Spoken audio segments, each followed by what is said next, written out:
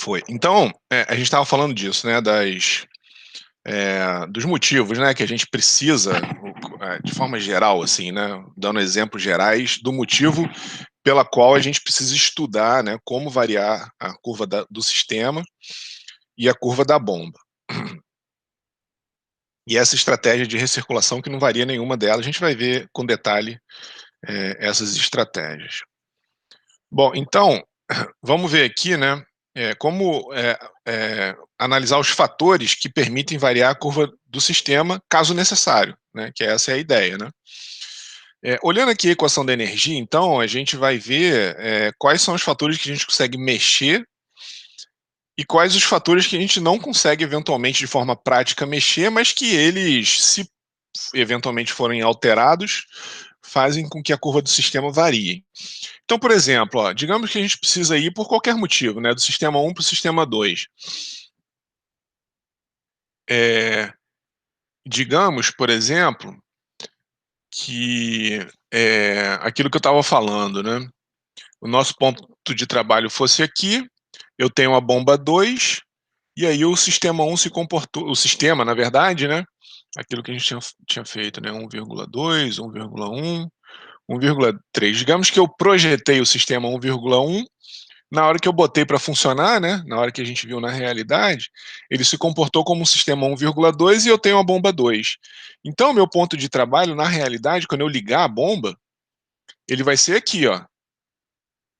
Então, é isso que eu estou falando, que se eu precisar trazer o sistema 1 e artificialmente, vamos dizer assim, né, o que eu posso fazer aqui nesse processo aqui, para subir essa curva aqui, se eu precisar, tá? Se eventualmente eu precisar. Então eu quero trazer meu ponto de trabalho para cá, eu projetei o sistema 1 aqui, por exemplo, né, é um dos exemplos, e eventualmente eu preciso trazê-lo para cá. Ou o outro exemplo é o seguinte, o sistema já é esse daqui, normalmente funcionando, por algum motivo, sei lá, eu tirei um trocador de calor para fazer manutenção, e aí a curva do sistema, de forma temporária, vamos dizer assim, né, a curva do sistema baixou para cá, né. Tá, então o sistema que originalmente estava aqui, 1,2, ele veio para 1,1 porque não tem alguns elementos na linha que saíram para manutenção. Então, o que eu tenho que fazer nesse sistema aqui para voltar ele para a condição original, o que eu posso fazer, né, para a bomba não sair da faixa de operação dela, por exemplo, tá? Então, olhando aqui a equação da energia, a gente vai responder essa questão. Então, vamos começar pela perda de carga aqui, ó, esse termo aqui. Ela pode variar com a propriedade do fluido e a temperatura, né? Então, se eu mudar o fluido, lembra que esse cara aqui, né, era LFL sobre D, V ao quadrado sobre 2G, e K, V ao quadrado sobre 2. Esses caras aqui, né, o fator de atrito é para água, esse K aqui também normalmente é para água, então outro fluido muda o fator de atrito e a propriedade do fluido, ou a temperatura, vão mudar também esses fatores de atrito, ou então variando a perda de carga na linha, né? Se eu variar esse K aqui, eu consigo variar a perda de carga. Então, aí são duas coisas importantes aqui, né? Então, a propriedade do fluido, ela não é um fator de controle, na verdade, ela é uma consequência que, se você mudar, você eventualmente vai mudar a perda de carga do sistema. Então, as propriedades mudam, né, para fluidos diferentes. Então a curva vai mudar, mas você não vai ficar mudando. Aí é essa questão, né? Se eu precisar mudar por algum motivo, você não vai trocar o fluido para mudar a curva. É muito pouco prático você fazer isso, tá? O seu processo é aquele fluido, não tem sentido você mudar isso.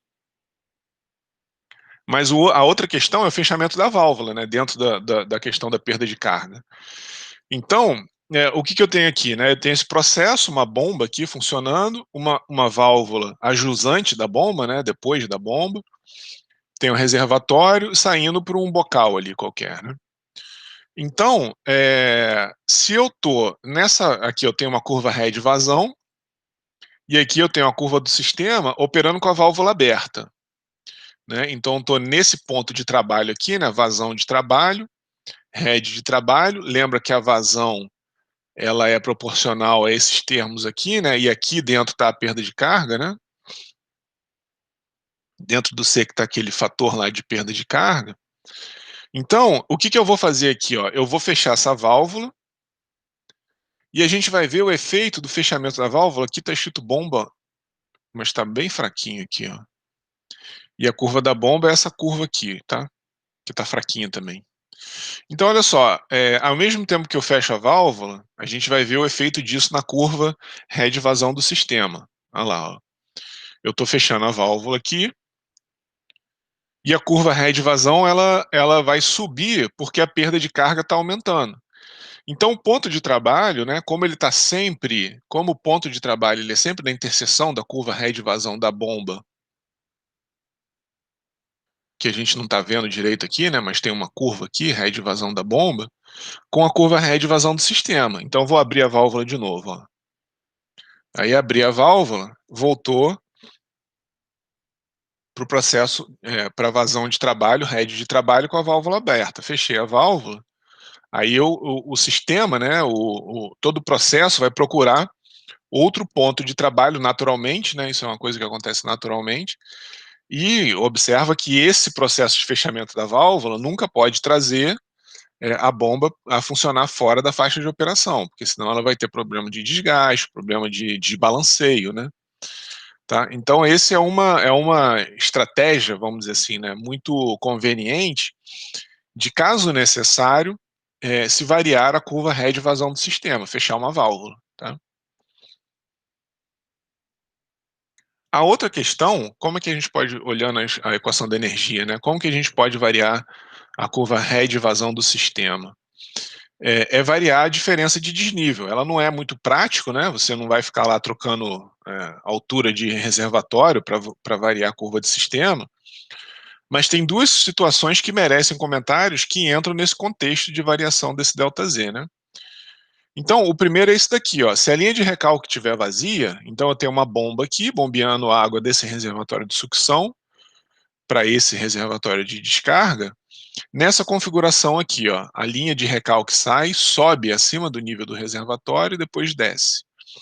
Então, no início, a altura que a bomba tem que vencer, ela vai ser ZB' aqui, ó, tá? Por quê? A linha está vazia, ela tem que ir até lá em cima, né? Mas depois que ela começa a operar em regime permanente, o que você precisou de energia para fornecer, né, para ela subir esse ΔZD aqui, ela ganha de novo para descer. Então, no regime permanente, o ΔZ é ZB menos EA. E no começozinho é ZB' menos EA. Tá? Então, o que a gente tem é, num curto espaço de tempo, então aqui está a curva head vazão, e como esse termo aqui é linear, na verdade, né? No começo, a gente está nessa curva head vazão preta aqui, ó. E aí, depois, no regime permanente, a gente está na curva amarela. E isso aqui acontece num intervalo de tempo muito rápido, é só o tempo do fluido subir e descer ali, tá? Só eventualmente, se isso daqui acontecer constantemente, né, é que tem que ser levado em conta uma bomba que forneça uma flexibilidade, né, se eu tiver a curva head vazão da bomba aqui, ó, qualquer, vou fazer uma qualquer aqui, ó. Então, no momento que a bomba está começando a operar, quando a linha está vazia, essa é a vazão de trabalho e esse é o head de trabalho. Depois que ela operou, depois que o fluido já desceu aqui, ó, aí ela vem para essa condição aqui, tá? Vazão de trabalho, head de trabalho, tá? A outra questão que pode envolver essa diferença de nível de reservatório é quando você tem grandes desníveis, né? Grandes variações do nível no momento que você está esvaziando um reservatório e enchendo o outro. Então, vamos considerar essa configuração aqui, ó. Então, a gente quer transferir todo o fluido de um tanque para o outro. E no início, a gente tem a diferença ZB menos EA, né? Essa diferença aqui mínima, porque a gente está no ZB mínimo, né? O reservatório de descarga está no nível mínimo e o reservatório de sucção está no nível máximo. Então, a gente está nessa condição aqui, né? No começo do processo. Então, tem essa vazão de trabalho e esse head aqui de trabalho. À medida que esse nível aqui desce e esse nível aqui sobe, ó, o que acontece é que no final essa curva aqui subiu de forma linear, né, ela estava antes paralela aqui embaixo, porque esse termo aqui ele soma, né, de forma linear, ele não tem nenhum termo quadrático. No final a gente tem o ZB menos EA máximo, ou seja, a gente tem um mínimo de energia disponível aqui na sucção e o máximo de energia requerido na descarga, né, porque o ZB aqui agora ficou maior e o ZA agora é menor, né, então a gente tem o ZB menos EA máximo.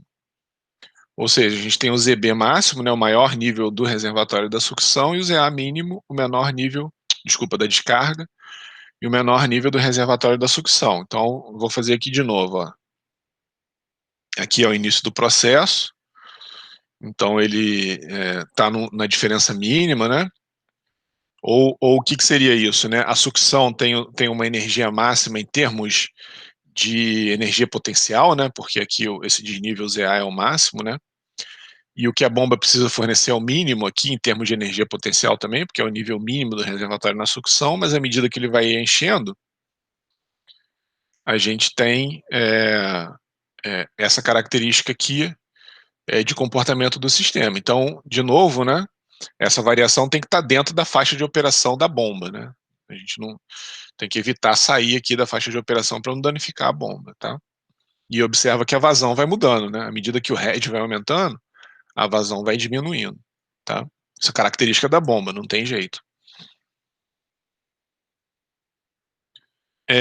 Variar as pressões no reservatório de sucção e de descarga também não é muito usual, mesma coisa de mudar o nível dos reservatórios. Mas se acontecer, ou se existir essa possibilidade, é o mesmo efeito da variação do H estático, né? Porque ele é um termo que soma também, é o mesmo efeito disso aqui, ó, né, que a gente estava vendo anteriormente aqui, né? Essa questão de você mudar as alturas aqui, né? Que anteriormente aqui é o mesmo efeito, apagar aqui, foi o mesmo efeito dessa, que é o que a gente viu aqui, né? Tá? Então ele só soma aqui, vamos dizer assim, de forma linear, é, a perda de carga do sistema. Agora, né, então, a gente viu várias formas de curvas da bomba. Então agora a gente terminou aqui a do sistema, então a gente viu todos os fatores de curvas do sistema, como variar, quais são os caso necessário, né? Quais são os grupos aqui mais fáceis. Então a gente viu que a perda de carga, né, uma válvula aqui na descarga seria o mais conveniente do ponto de vista prático, vamos dizer assim, né, para variar a curva do sistema. Agora a gente vai ver a da bomba. E tem várias formas, né? A gente viu que tem aquela curva que é plana, tem uma curva que desce, né? Então essa aqui é vazão contra head. E essas curvas foram obtidas lá da teoria, lembra? Teorema do transporte de Reynolds. A gente obteve o triângulo de velocidade e ficou com essa expressão aqui, né, para o head em função do ângulo beta 2 lá na saída, né? Tá? E aqui algumas curvas variando o diâmetro, né, aquilo que a gente já comentou anteriormente, né, que a gente pode ter uma bomba com diversos diâmetros de impelidor.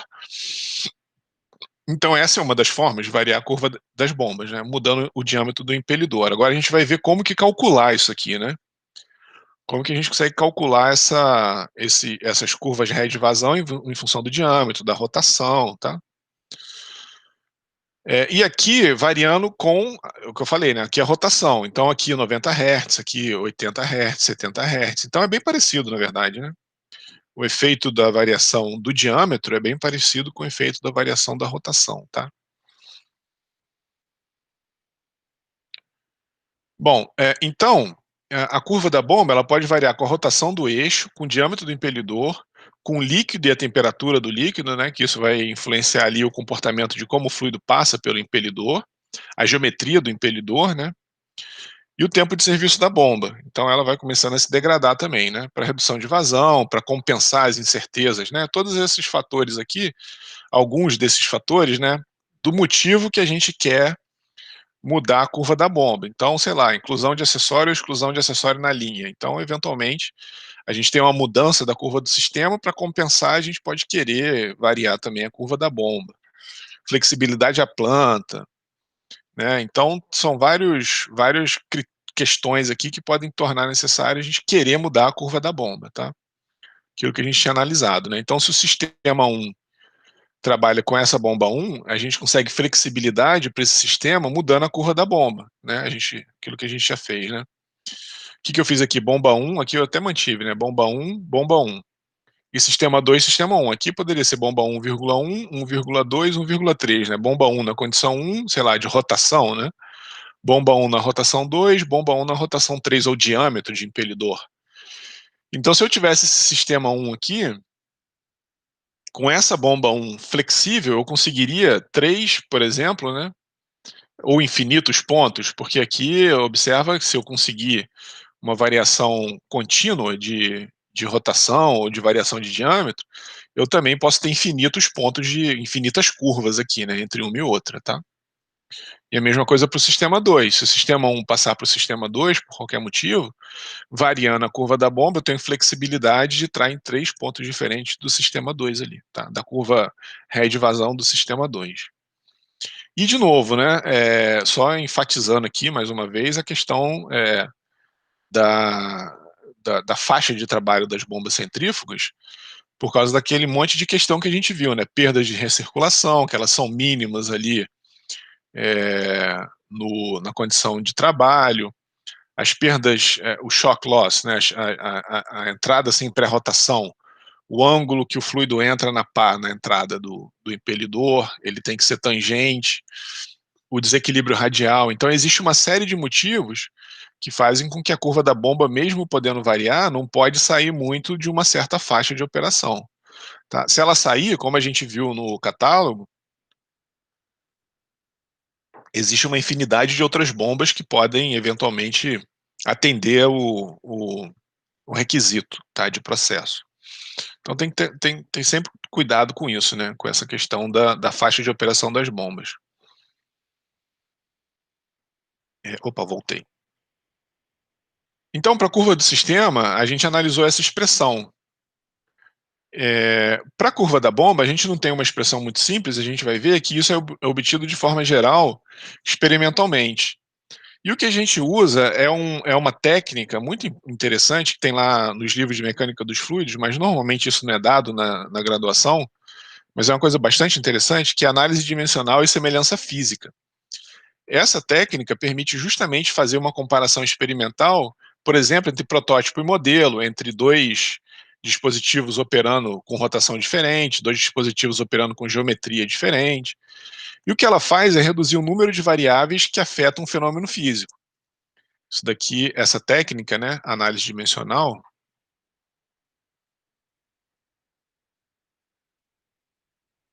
que eu vou em algumas vezes falar só AD, reduz o número de variáveis que afetam um fenômeno físico. Então, o que que isso vai possibilitar, né? Reduz consideravelmente os experimentos em laboratório. Então, por exemplo, o Reynolds, ele é um grupo adimensional que ele aparece direto nessa técnica de análise dimensional. Então, se você tem um experimento que varia com a massa específica, né, algum, sei lá, força de arrasto, de corpos se movendo em fluido, imersos em fluido, né, um avião se movendo no ar, um carro se movendo no ar, então, a força contrária ao movimento, que é a força de arrasto, que se dá por causa do atrito ali do ar com a superfície sólida, né, ela depende da massa específica, da velocidade, do diâmetro e da viscosidade, né, massa específica e viscosidade do fluido, velocidade do sólido e diâmetro do corpo. Se for uma bola, o diâmetro, né, ou se for um carro, um comprimento característico. Então, em vez de ficar analisando individualmente cada um desses parâmetros, o número de Reynolds permite variar só um deles e analisar a variação desse grupo chamado Reynolds para experimentalmente determinar como que o corpo se comporta se algum outro desse parâmetro variasse. Vocês viram lá isso em transferência de calor, no número de Nusselt, em transferência de calor no número de Biot.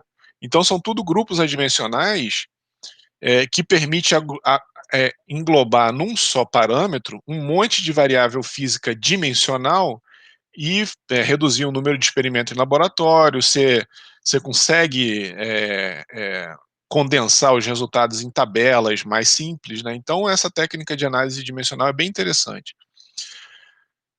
Tá? Então, o que ela fornece não são esses grupos adimensionais. O Reynolds é um grupo adimensional. Então, são diversas variáveis físicas de uma vez só e gráficos sucintos, né?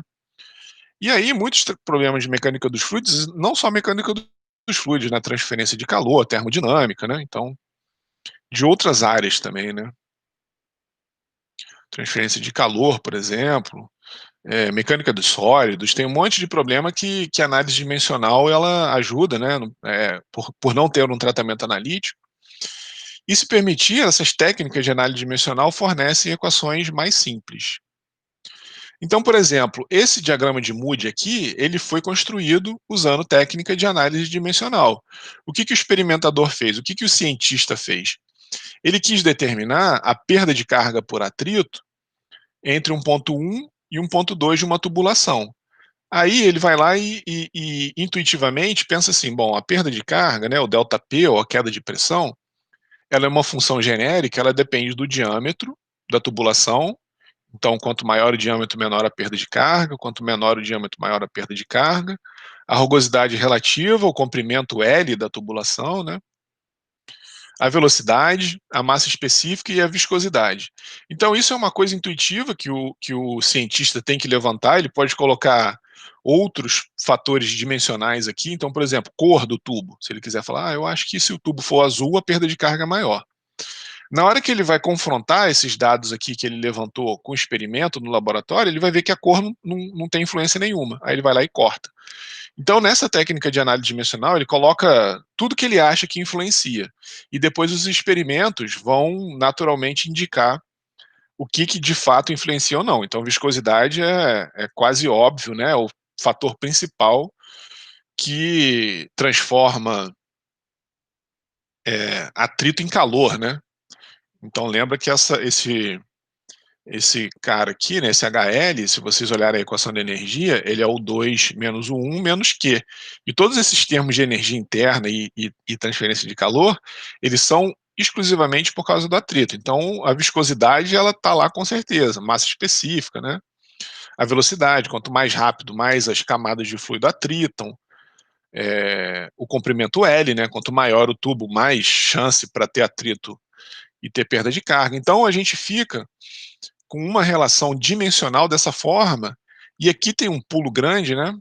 Esse pulo aqui é enorme, é todo um capítulo lá do Fox, de análise dimensional, que traz uma análise de 1, 2, 3, 4, 5, 6, 7 parâmetros dimensionais a 1, 2, 3 grupos adimensionais. Então a gente tem aqui uma perda de carga adimensionalizada, né, que a gente relaciona com ΔP. Então tem uma perda de carga adimensionalizada aqui. E todos esses grupos aqui, ó, dimensionais, eles estão aqui dentro. Eles estão no Reynolds, né? O Rho VD sobre Mi está no Reynolds. Esses caras aqui, ó, Rho VD sobre Mi. Deixa eu apagar aqui. Na verdade, desculpa, no Reynolds está o Rho VL sobre Mi, que é o comprimento característico aqui, né? Ah, tá aqui, ó, já tá aqui. Então, Rho VL sobre Mi tá aqui e o E sobre D tá aqui. Então, a gente tem todos os fatores. Não, desculpa, hein, falei besteira. O Reynolds dimensional aqui, o Reynolds característico do diâmetro é com D mesmo. O L que eu queria tá aqui embaixo. Então, todos esses grupos dimensionais, eles estão aqui dentro. E o ΔP está relacionado com H por essa expressão aqui, né? O H é ΔP sobre Rho. Quando a gente iguala a nossa expressão de energia entre o tubo 1 e o 2, é aquela formulação em termos de força, né? Você tem uma força pela pressão exercendo aqui, né? Tem um P1 vezes A1, tem um P2 vezes A2, então faz um balanço de força nesse tubo aqui, né? Nesse fluido escoando no tubo, a gente chega nessa relação. Isso é demonstrado lá em McFlu, né? Então a perda de carga é ΔP sobre Rho. Então todos os grupos dimensionais aqui, eles estão descritos em termos de parâmetros adimensionais, eles estão todos aqui dentro, tá? E aí, né, a gente fica com a análise mais simples, a gente levanta esse grupo no laboratório, esse grupo no laboratório, esse grupo no laboratório, e a gente fica com a relação, né, aí o experimentador tem que ir para o laboratório fazer, levantar esses dados adimensionais, que depois é o que a gente usa, né, a gente traz isso para o nosso mundo dimensional multiplicando pelas nossas variáveis do nosso problema específico, né. Tá? Então esse cara aqui, né, ele é conhecido como fator de atrito, que é justamente essa função que veio da análise dimensional de dois grupos adimensionais, o Reynolds e o E sobre D. Então o Reynolds está aqui embaixo, aí o, o cientista, né, o experimentador, o técnico vai lá para o laboratório, levanta essas curvas genéricas, né, curvas experimentais, todas elas, variando o E sobre D, né, cada uma aqui varia o E sobre D para diversos Reynolds. Então são dois grupos adimensionais, por isso que aqui no diagrama de Moody a gente vai ter dois parâmetros de entrada, que é o E sobre D e o Reynolds, porque na hora de fazer análise dimensional a gente ficou com dois grupos adimensionais. Então a gente tem que definir o Reynolds, definir o E sobre D, para experimentalmente determinar o fator de atrito aqui. A mesma coisa a gente faz também, sei lá, para força de arrasto numa esfera. Isso daqui seria uma bola de boliche caindo num tanque com água, né? E aí, análise dimensional, o que a gente chega? Ó, a gente sabe que a força de arrasto, ou o experimentador chega nessa relação, né? Ela é uma função do diâmetro da bola, então quanto maior o diâmetro, maior a força de arrasto, né? Mais arrasto vai ser para a bola descer ali, a velocidade com que ela está descendo, a massa específica e a viscosidade do fluido. Então é a mesma coisa, a técnica de análise dimensional permite a gente trazer 5 grupos dimensionais para somente dois, tá? Aqui a gente tem dois grupos adimensionais. Então simplifica bastante. Em vez de a gente ter que ficar variando força, diâmetro, velocidade, massa específica e viscosidade, se a gente variar qualquer um desses grupos aqui dentro, sei lá, se for mais fácil variar a velocidade, ou se for mais fácil variar o L, né, aqui seria o diâmetro da bola, na verdade, né? Então aqui seria um d ao quadrado, e aqui seria um d. Então, se for mais fácil variar o diâmetro da bola, para variar todo esse grupo adimensional aqui, então tudo bem, varia só o diâmetro, né? Vai colocando bolinhas de diâmetro diferente, e todo esse grupo aqui varia junto. E a força tem que ser medida, na verdade, né? Então tem que ir para o laboratório e variando o diâmetro para mudar esse grupo adimensional e medir a força e medir todos os termos para construir esse grupo adimensional aqui, força, né? E aí é esse gráfico aqui clássico lá, né, da força de arrasto para uma esfera é, em função do Reynolds aqui, né, que é o ρ/d sobre μ. Então esse grupo ρ/d sobre μ, ele apareceu por acaso e é igual ao número de Reynolds que foi desenvolvido lá no século XVIII pelo Osborne Reynolds, né? Então por isso esse grupo adimensional é tão importante em tantos estudos diferentes da mecânica dos fluidos, e como foi o Osborne Reynolds que descreveu pela primeira vez, sem nem saber direito o que ele significava, esse grupo adimensional foi batizado de número de Reynolds, tá? Que é uma função de uma força de arrasto adimensional, né? Uma força, um Fs, né? Tá? E essa curva é experimental, tem que ir para o laboratório, medir todos os grupos aqui que formam o Reynolds e medir todos os grupos que formam a força dimensional. E a gente fica com um coeficiente de força é igual a uma função g experimental, né? Que é essa curva aqui, é justamente essa curva, do Reynolds, tá? Então, para a gente, o que isso tem a ver com a gente, né? Isso vai permitir, e essas curvas adimensionais, observa que elas estão adimensionalizadas. Depois você pode particularizar para o seu fluido, se for água, né? Você vai jogar aqui uma certa massa específica da água, o diâmetro da sua bolinha, né? E a velocidade dela, você tira a força de arrasto. Então, a força, né, do seu experimento é 1/2 de ρ, v ao quadrado, π, d2 sobre 4, para o Reynolds que você está fazendo o seu experimento, né? Isso daqui é uma curva adimensional, depois você vai lá, se o seu Reynolds for de 100, por exemplo, você sabe que esse coeficiente de força aqui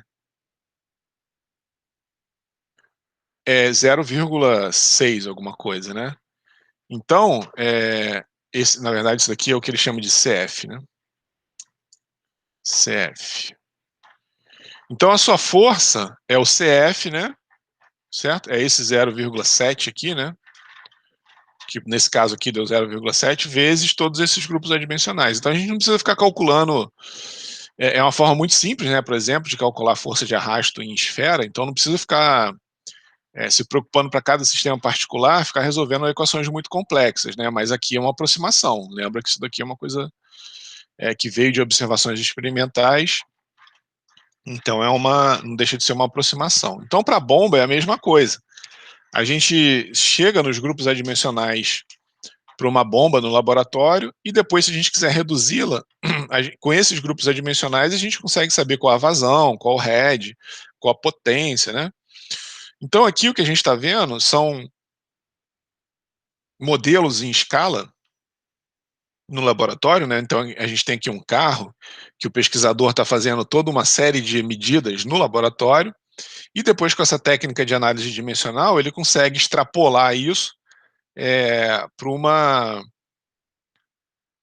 o caso em escala real, tá? Então ele não precisa colocar um carro grandão no laboratório para ficar medindo força de arrasto e essas coisas. E aqui também isso foi o desenvolvimento de um prédio muito alto, né? E aí um arranha-céu, né? E aí o objetivo aqui era analisar o comportamento. Isso aqui é um túnel de vento, né? Os dois estão em túneis de vento, né? Que é onde você tem um ventilador muito forte soprando num modelo em escala. E aí você coleta dados no laboratório e extrapola isso lá para o seu modelo de escala real. Então a gente tem aqui um túnel de vento, um ventiladorzão ali atrás, né? E um prédio, né?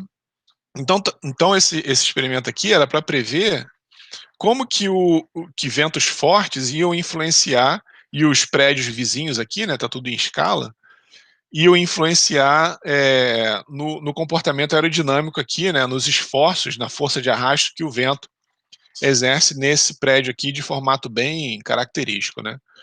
Tá? Então, essa técnica de análise dimensional permite que você vá para o laboratório, levante os dados e depois extrapole isso para o modelo em escala real, e é o que a gente vai fazer aqui para bomba, por exemplo, para medir modelo e escala. Às vezes você tem uma bomba de um certo tamanho que funciona muito bem, e o fabricante quer fazer uma maior. Às vezes você está na etapa de projeto de uma bomba, e aí você vai para o laboratório, faz um modelinho em escala, pequenininho, sei lá, eventualmente imprime em impressora 3D, uma bomba em escala, testa ela no laboratório, e por essa técnica de análise dimensional, você consegue fazer a extrapolação dela para uma bomba de modelo em escala real.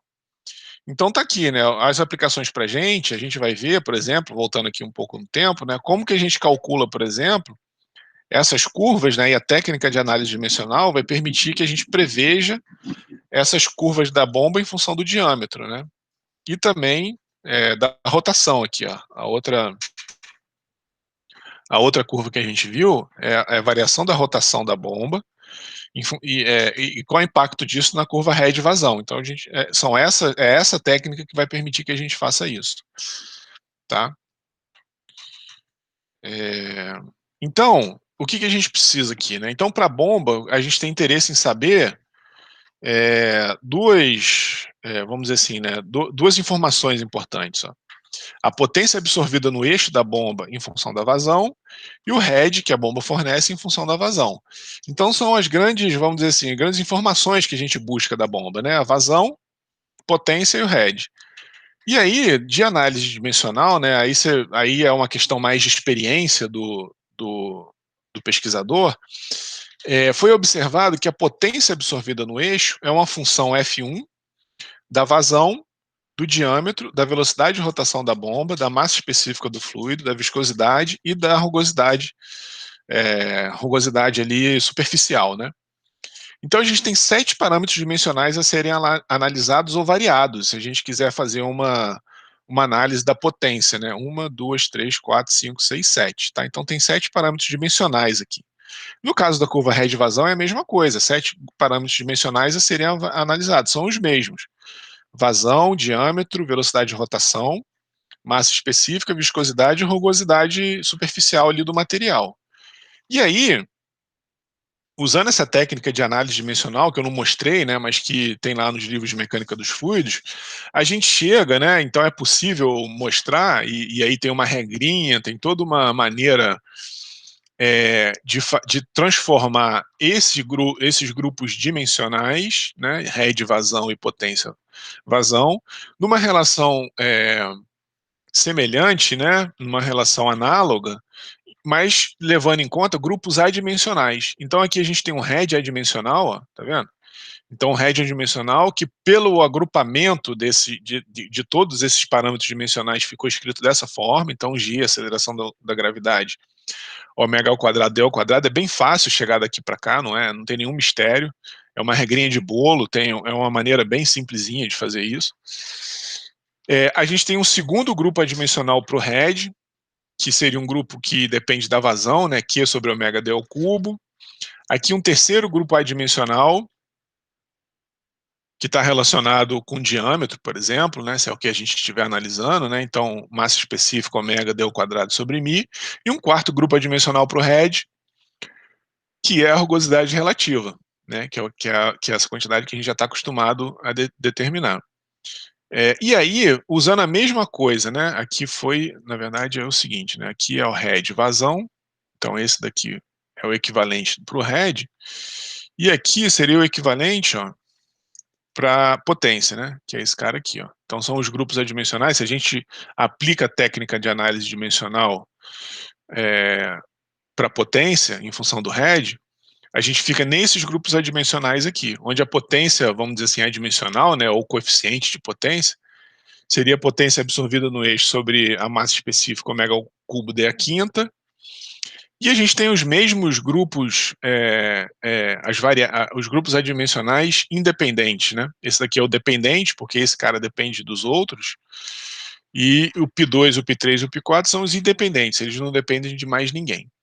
Então a gente reduziu de 7, né, variáveis dimensionais, 1, 2, 3, 4, 5, 6, 7, para 4 parâmetros, que são, e esse π aqui é só para representar um grupo adimensional, né? Normalmente a gente tem autor que representa, ou nessa época que essa técnica foi definida, determinada, os grupos adimensionais eram definidos por π, então, tanto é que essa técnica de análise dimensional também é chamado do teorema dos π de Buckingham. Acho que é assim que escreve. De Buckingham, porque foi esse cara que escreveu uma forma bem simples de fazer essa conta, tá? Então a gente chega nesses grupos adimensionais para o RED aqui, ó, πzão 1, que é esse cara, né? Igual a G2, uma função experimental, desses outros grupos adimensionais aqui independentes, né? Que é exatamente a mesma coisa, sei lá, do coeficiente de arrasto aqui que a gente viu, né? A gente tinha aqui, esse grupo aqui seria o π1, né? Um grupo adimensional π1, e esse aqui seria o grupo dependente, né? Desculpa, independente, π2. Então a gente poderia escrever isso aqui também, né? π1 é uma função g de π2, né? Onde π2 é o Reynolds e o π1 é esse coeficiente de força aqui, né? Cf, tá? Então, a gente fica nisso aqui para o RED, a gente vai ver para potência como é que é. Então, se a gente quiser comparar duas condições diferentes da mesma bomba, ou duas bombas diferentes, aí é uma outra teoria do teorema P de Buckingham, a gente tem que ter proporcionalidade geométrica. Então, se a gente reduziu a bomba pela metade, todos os componentes da bomba, né, se a gente tem uma bomba que é a metade do tamanho de uma bomba original, todos os componentes têm que ter a proporcionalidade geométrica, tem que estar no mesmo fator de escala. E a igualdade de todos os grupos adimensionais independentes. O que são os grupos adimensionais independentes? São esses grupos aqui, ó. Então, o π2, ou sei lá, né, esse grupo aqui que está relacionado com o Reynolds. Então, o Reynolds da bomba 1 tem que ser igual ao Reynolds da bomba 2. Esse grupo aqui, ε sobre d da bomba 1 tem que ser igual a epsilon sobre d da bomba 2, tá? Então, todos os grupos adimensionais independentes têm que ser iguais, e além disso, é, é, a bomba tem que guardar a proporção geométrica de todos os seus componentes. Aí a gente consegue, né, se isso for atendido, a gente consegue igualar, por exemplo, calcular a relação de potência e head de duas bombas diferentes, ou da mesma bomba com diâmetros diferentes aqui, né? Ou com velocidades de rotação diferentes, tá? Certo? Então a gente tem que, primeiro, ter a proporção geométrica e, segundo, garantir que todos esses grupos aqui são iguais, tá? Da bomba, do protótipo do modelo, ou da bomba 1 e da bomba 2, tá? Então garantimos a similaridade dinâmica, que é a similaridade dinâmica garante que todas as forças, geometrias e velocidade obtidas são proporcionais. Essa é a similaridade dinâmica. Então, a similaridade geométrica é você ter a proporcionalidade geométrica, e a dinâmica é força, geometria e velocidade, tá? É tudo, aí você garante que a força que age numa bomba numa certa condição vai ser a mesma força que age na bomba naquela outra condição. A geometria da bomba numa condição é igual à geometria em outra condição. Então, essa é a similaridade dinâmica, né? Então, e aí a gente pode igualar os grupos adimensionais dependentes P1Q e P1P e fazer a relação, né, entre head, sei lá, o head 1 da bomba 1 com o head 2 da bomba 2, né, a menos né, fazer essa, não é o head igual, né, fazer o grupo adimensional igual, que vai ser isso daqui, né, então GH sobre ômega ao quadrado d ao quadrado da bomba 1, eu posso dizer que é GH ômega ao quadrado d ao quadrado da bomba 2, tá? Então, garantindo, se eu tiver a proporcionalidade geométrica e fizer a igualdade de todos os grupos independentes. Bom dia, amor. Minha filha acordou. Fizer a igualdade de todos os grupos adimensionais independentes, eu posso garantir que os grupos dependentes são iguais e aí fazer determinar, por exemplo, o head do protótipo face ao head do modelo. Tá?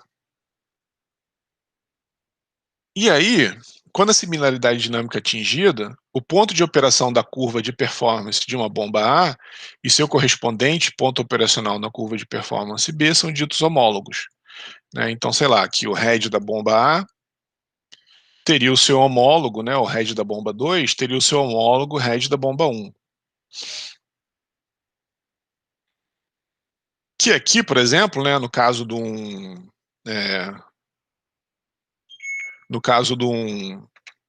aerofólio, o que seria um ponto homólogo aqui, por exemplo, né? Então, se a gente tem esse ponto aqui de um protótipo, né, o ponto homólogo dele seria o mesmo ponto guardada todas as proporções geométricas e de força e de velocidade no modelo, tá? Então, ele teria que estar proporcionalmente na mesma distância aqui, né, e fazendo a igualdade dos grupos adimensionais, a gente garante que o ponto A e o ponto B são homólogos, tá? Esse grupo aqui a gente pode chamar, né, esse primeiro aqui dependente, a gente pode chamar de coeficiente de head, ou Czão H. O segundo, esse grupo que é igual aqui, para os dois, a gente pode chamar de coeficiente de capacidade, ou CQ. E o grupo da potência, né, a gente pode chamar de coeficiente de potência, ou CP, esse cara aqui, tá? Eles podem ter esse nome aí.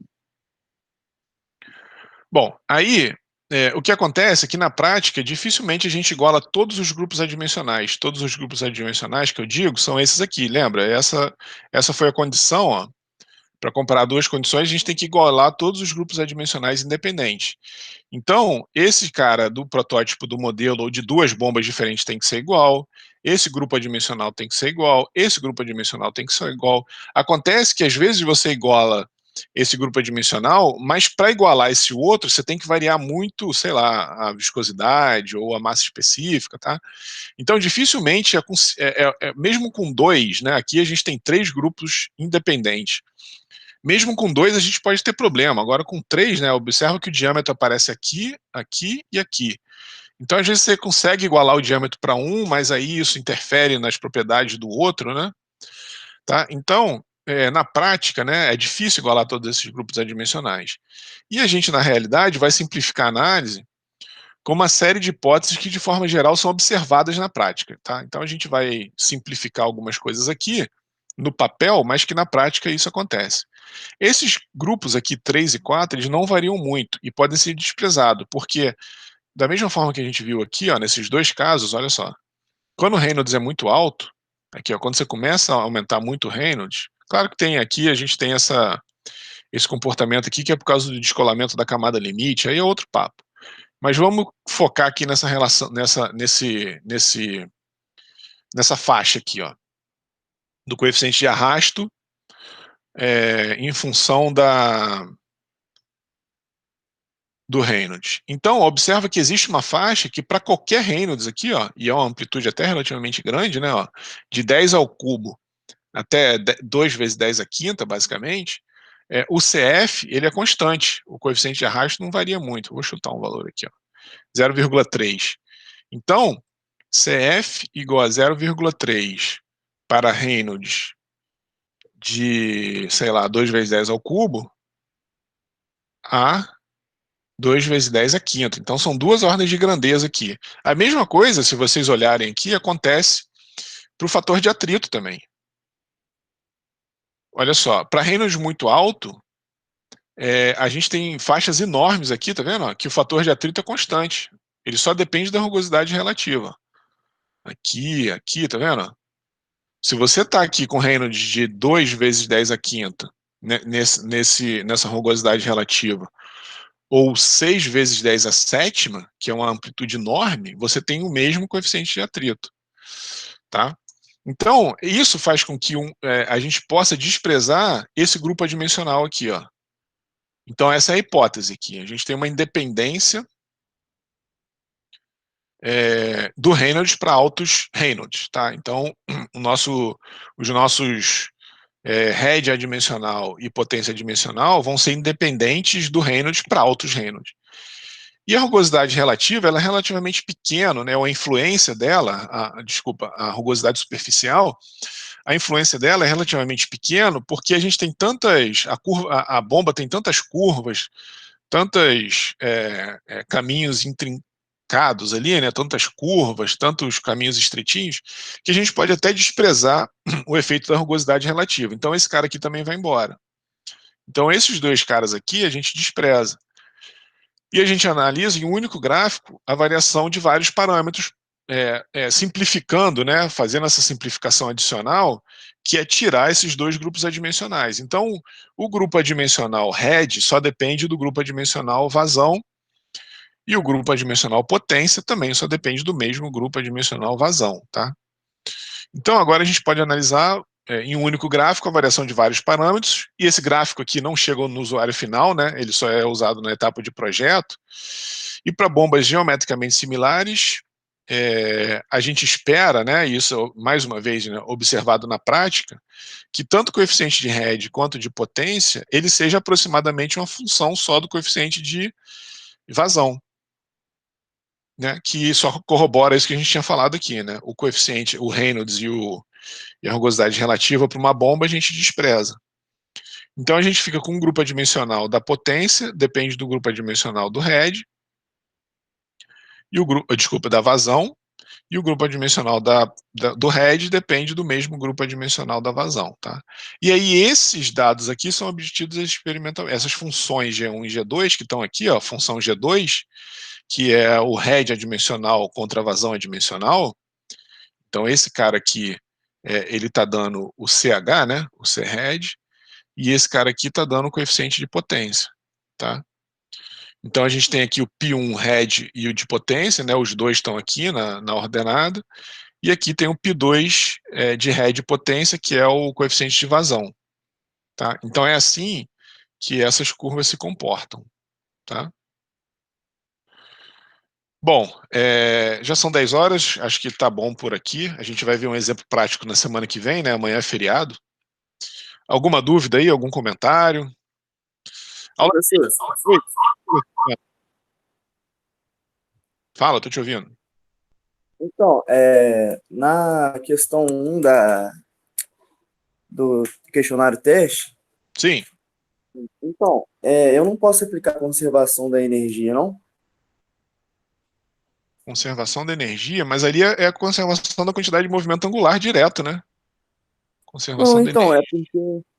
é porque eu apliquei aquela fórmula que relaciona a vazão máxima com a velocidade. Eu não tinha utilizado só multiplicando a velocidade angular pelo raio, aí eu não entendi por que que não dá o mesmo resultado. Cara, deixa eu abrir aqui, porque só pra gente falar a mesma coisa, talvez a gente esteja falando coisas diferentes. Aqui. Beleza.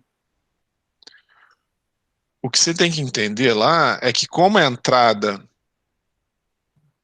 como a saída é radial, não sei se eu vou conseguir responder essa pergunta, né? Mas é isso daqui, ó. Exatamente esse exemplo aqui, ó. A gente fez aqui.